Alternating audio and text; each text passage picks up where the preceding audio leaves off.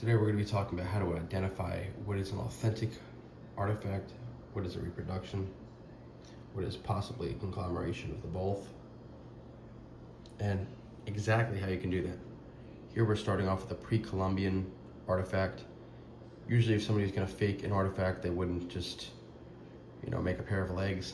So right off the bat, you can see there's obvious field markers where the individual marked how old they thought the specimen was. There are many ways to tell real versus fake pottery. Right off the bat, there are manganese dendrites. First, it kind of looks like there's pieces of dirt stuck in the clay, but this is a good example because it's broken, and I can show you perfectly. These black spots are manganese dioxide, so they form in these dendritic-like flowers. And as you can see, the exposed, because this is a burial artifact, the exposed portion does indeed have these little freckles, so to speak. I call them dendritic freckles.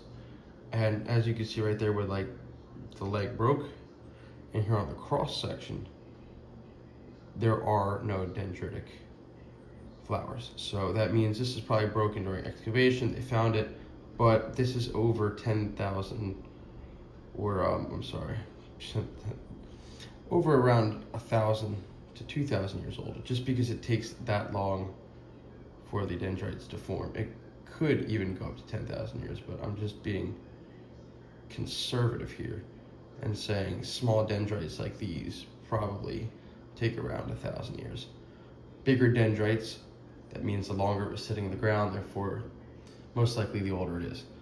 The other thing is the smell test, the lick test. You can actually put your tongue on a piece of real artifactual pottery work, and your tongue will stick right to it because it's hygroscopic. It absorbs all of the moisture from your saliva. So your tongue will stick right to it.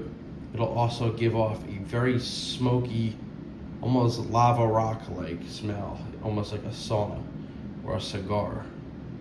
Some people would describe it as musky. I think it's very smoky. And some people pour water directly on the artifact. It's not going to ruin it. And that should release a lot of this, they call the trapped gases, sulfur dioxide, different nitrogen dioxides, and things that would cause this very unique aromatization, so to speak. The other thing with this particular example is there's actually wormholes here. And a lot of the examples I see actually have small vines growing through cracks, and